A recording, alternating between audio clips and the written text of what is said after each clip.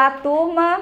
Bem-vindos, né, a mais uma aula de História, quarto ano, só que agora a nossa aula vai ser de História, mais referente ao nosso conteúdo do Piauí, nosso livro do Piauí, tá? É um conteúdo, né, parecidíssimo com o que vimos na aula passada, sobre as grandes navegações. Nós vamos falar sobre a chegada dos portugueses ao Brasil. Livro do Piauí, no capítulo 5, turma. Pegou o material? Assiste a aula direitinho, vamos lá para a nossa aula. Vamos começar fazendo o seguinte. Como é o título? A chegada dos portugueses ao Brasil. Sabemos que os portugueses, né, chegaram no Brasil no dia 22 de abril de 1500, né? Vimos isso também na aula passada. Quando eles chegaram aqui, eles encontraram quem? Os nativos. Quem eram esses nativos, turma? Os indígenas. Aí eu faço a pergunta para vocês. Podemos dizer que os portugueses descobriram o Brasil? É correto essa afirmação, turma? Vamos analisar aí? Vamos começar então com essa imagem, tá? Olha aí a imagem de abertura do material de vocês, mostrando esse primeiro contato, esse primeiro encontro, né, dos portugueses com os indígenas, que são os povos, né, que formaram a nossa população brasileira. Sabemos que a população brasileira é formada dos portugueses, dos indígenas e africanos, né? Então aqui nós estamos vendo o primeiro contato, né, nessa imagem dos portugueses com os indígenas. Portanto, fica a pergunta no ar. Os portugueses descobriram o Brasil, turma? O que significa ser descoberto? O que significa essa frase, ser descoberto? Significa encontrar o novo? Significa o que, turma, ser descoberto? Pensa aí rapidinho, 2 segundos para vocês pensarem. O que é ser descoberto? Significa, turma, achar o ignorado, né? O que não foi visto ainda, o desconhecido ou o oculto, tá? Então, Portugal, turma, foi o primeiro país do continente europeu a unificar o território. O que quer dizer unificar, né? A unir cidades e estados, tá? Por isso ele construiu bem cedo uma identidade nacional, tá bom? Olha a nossa bandeira aí do Portugal aí para ver que eles unificaram ao nosso país. Portugal, gente, ele era um centro difusor. O que quer dizer difusor, né? Difundir, espalhar, né? Conhecimentos náuticos, matemáticos, geográficos. Esses conhecimentos, gente, eram de extrema importância para essas grandes navegações, como vimos no conteúdo passado, tá bom? Então, era de extrema importância ter um pouco desses conhecimentos, né? E Portugal, ele conseguiu difundir, né, esses conhecimentos, espalhar um pouco desses conhecimentos. As caravelas que atravessaram o Oceano Atlântico foram resultado desse investimento português, pois eles apresentavam características que permitiam essa travessia. Quem foi, gente, que produziu, né, as caravelas? Foram quem? Os portugueses, né? Vimos isso até na correção da atividade anterior. Então, os portugueses, né, eles tiveram um grande investimento e conseguiram essas embarcações, que essas caravelas facilitavam a travessia, né? Era perigoso, sim, mas era mais capaz, né, de conseguir fazer essa travessia. Os portugueses, eles contavam com o quê? Com a bússola, com o astrolábio, que eram instrumentos que auxiliavam, né, nessas viagens, no direcionamento dessas viagens, porque tinham aquele medo, né, turma? Que era o medo de eles se perderem em alto mar. Muito importante esses instrumentos, ó. Olha a imagem aí da bússola. Olha aí também a caravela, né, turma, que foi feito pelos portugueses, a imagem aí da bússola, tá bom? A chegada dos portugueses ao Brasil em 1500 foi motivada por quê, tá? Vamos ver o que foi que motivou essa chegada dos portugueses aqui no Brasil. Primeiro, interesse em ampliar as posses de terra do reino, né? Lembra que a gente viu na aula de História do Farias Brito que eles queriam, né, posse de novas terras, se apropriar de novas terras.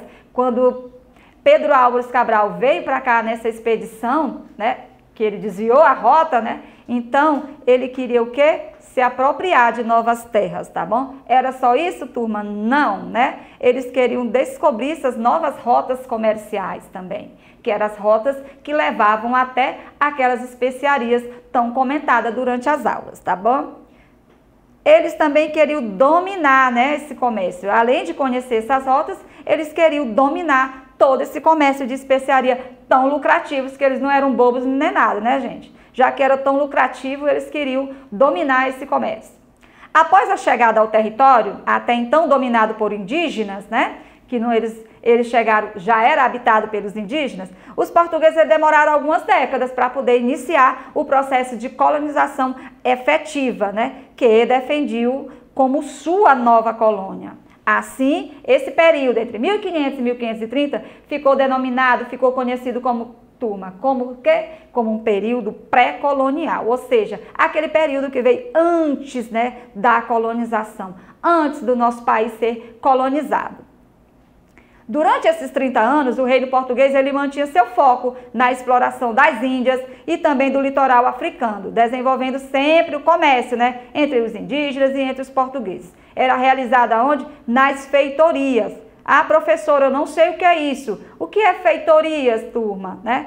Olha aqui está explicando um pouco. Era em que Portugal detinha o domínio sobre essas novas áreas descobertas. As feitorias, meus amores, né, era um lugar, um espaço onde eles iam armazenar a exploração da madeira, do pau-brasil. Essas feitorias, elas tinham um reitor que era para controlar o trabalho, né, dos indígenas que estavam sendo escravizados para trabalhar, né, na exploração desse pau-brasil, na exploração mais tarde também da cana-de-açúcar, que a gente vai já ver aqui logo em seguida.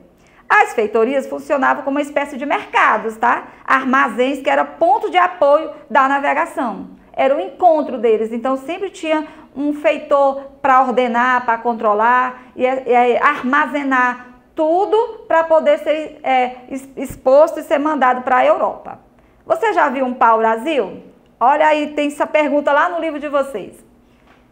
Essa árvore leguminosa, ela é nativa da Mata Atlântica e recebe vários nomes. Olha só que interessante, turma, os nomes que o pau-brasil já recebeu, né? Pau de Pernambuco, Arabutã, Ibirapiranga, Ibirapitá, Ibirapitanga, Orubatã, pau de tinta, entre outros. Então, são vários nomes, né, que receberam. E Brasil, pau-brasil. Por que nosso país tem esse nome, hein, turma? Dá uma ideia, essa árvore pau-brasil foi, né, essa grande... Quando os portugueses chegaram aqui, deram o nome lá de Ilha de Veracruz, Terra de Santa Cruz. Quando eles começaram a se apropriar de tanta árvore com esse nome, que era o pau-brasil, ao longo dos anos, o nome do nosso país foi mudando devido a essa grande quantidade de árvores, tá? Olha aí a imagem aí do pau-brasil, que já está em extinção, né, turma?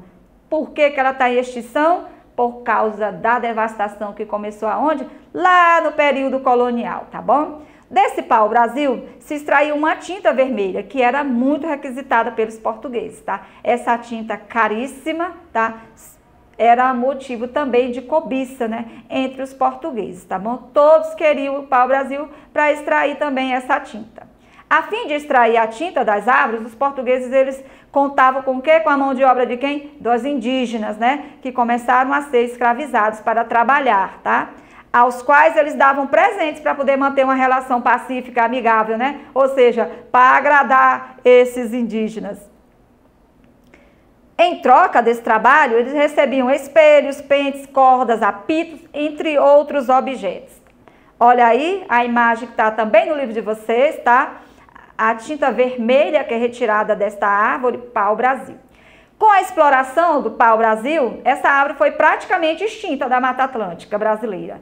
Sem falar na devastação de boa parte dessa vegetação do litoral. Então, como eu falei para vocês anteriormente, né, o pau-brasil está em extinção. Os franceses, eles começaram também a contrabandear, né, esse pau-brasil, fazendo com que o rei de Portugal enviasse para cá várias expedições militares no intuito de quê? De combater esse comércio. Então, os franceses, eles começaram a contrabandear, desviar esse pau-brasil para eles. A colonização no Brasil. A pressão francesa em solo brasileiro, somada com a crise do Oriente, fez com que a coroa portuguesa se interessasse também nessa colonização do nosso Brasil. O rei de Portugal, ele enviou ao Brasil uma expedição sob o comando de Martim Afonso de Souza, visando o quê? A ocupação dessas novas terras. Então, era muito cobiçada essas terras. Qual era o objetivo? Era expulsar, né, aqueles que estavam contrabandeando, que roubavam o pau-brasil. Eles queriam explorar todo o território, todo o litoral e buscar também os metais preciosos, implantar um novo sistema, que é aquele sistema de capitanias hereditárias, que a gente já viu um pouco sobre ele, tá bom? A nova colônia ela foi dividida em 15 grandes lotes de terra, que foi entregue a quem? A 12 donatários, que passaram a ser os proprietários. Por que essa divisão? Para eles controlar melhor. Quem era que recebia esses 15 lotes de terra? Quem era mais próximo do rei, quem era amigo do rei, quem tinha uma certa condição financeira. Por que isso? Porque quem recebia o lote de terra tinha como por obrigação fazê-la prosperar. E eles conseguiram? Esses donatários que receberam essas terras, eles conseguiram? Muitos não, né, turma? Apenas, né, 2 dessas terras conseguiram prosperar. Quais foram essas capitanias, turma, que conseguiram prosperar? Somente a de Pernambuco e a de São Vicente, tá bom? Foram as que conseguiram prosperar. O sistema de capitanias começou a demonstrar, né, sinais de profunda crise, né? Como eu falei para vocês, que nem todos deram certo. Considerando que alguns donatários, eles não tiveram, tá, interesse, não tiveram empenho em investir nessas terras, tá? Porque eles teriam que investir, fazer com que elas progredissem, prosperassem, plantar, colher, né, turma? Então, muitos não conseguiram. Somente 2 conseguiram prosperar. Aí, gente, o açúcar passou a ser a principal atividade econômica nessa época, iniciando, né, lá no início da nossa colonização. Colonizado por quê? Pelos portugueses. Para resolver esse problema, né, da mão de obra de engenhos de cana-de-açúcar, eles utilizaram o quê? A escravidão negra. Começaram a escravizar os negros, né, para fazer todo esse trabalho da cana-de-açúcar, de plantar, de colher, né, de produzir o açúcar. Então, eles precisavam da mão de obra escrava. E esses escravos vinham de onde, gente? Da África, tá bom? Os holandeses, eles passaram a produzir o açúcar também, só que eles desviaram em outro local, gerando o quê? Uma grande concorrência com o Brasil. Então, turma, qual foram as soluções encontradas pelo rei para conter essa crise do açúcar, né? Primeiro foi aumento da criação de gado para auxiliar o cultivo do açúcar. Esse aumento da criação de gado, gente, onde será que eles foram, né, instalar essas fazendas de gado? Vamos ver daqui a pouquinho, tá? Outra coisa foi a caça ao indígena para suprir a falta de mão de obra. Mesmo eles pegando a mão de obra escrava negra, né, da África, trazendo escravos da África, eles precisavam ainda de mais mão de obra, então a caça ao indígena para suprir, tá, a falta dessa mão de obra. Outra coisa foi a busca de metais preciosos por meio das bandeiras. Bandeiras era o quê, gente? Eram expedições, tá? Que eram chamadas de os bandeiras, tá? Essas expedições, elas teve início lá no processo de colonização do nosso país, tá? E essas expedições, gente, chegaram aqui no nosso estado do Piauí também. Lá fala nessas expedições de alguns bandeirantes que se destacaram. Nós temos até na letra do nosso hino do Piauí, que nós escutamos, lemos a letra, cantamos, e fala, né, em 2 bandeirantes. E não sabemos quem são esses bandeirantes e a importância deles para o nosso estado do Piauí.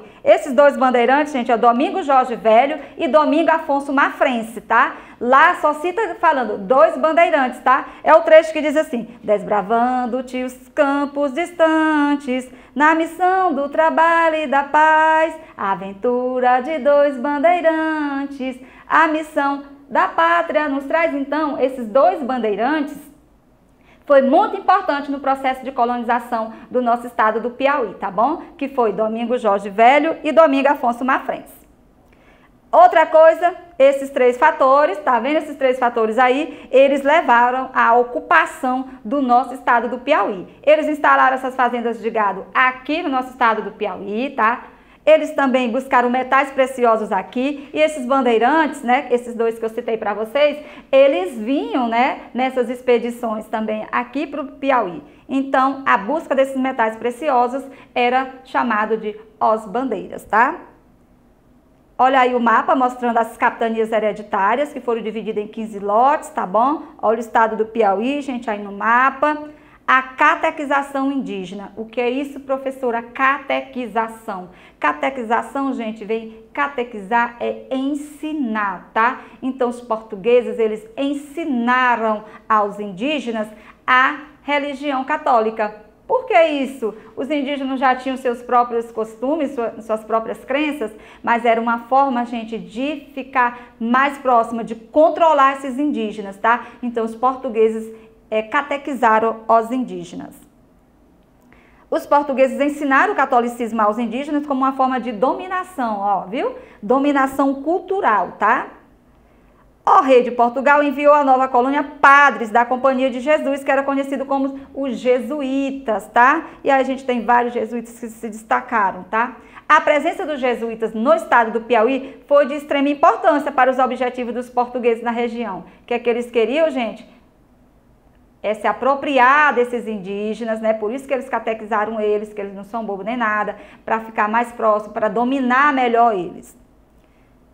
E também, gente, a catequese geralmente ela ocorria em aldeamento, que era chamado de missões, tá? Era as missões. Olha aí a imagem mostrando, tá? Os padres jesuítas ensinando o catolicismo para os indígenas. Então, gente, fizeram com que os indígenas perdessem muito dos seus hábitos, dos seus costumes, da sua religião, tá? Quando os portugueses chegaram aqui.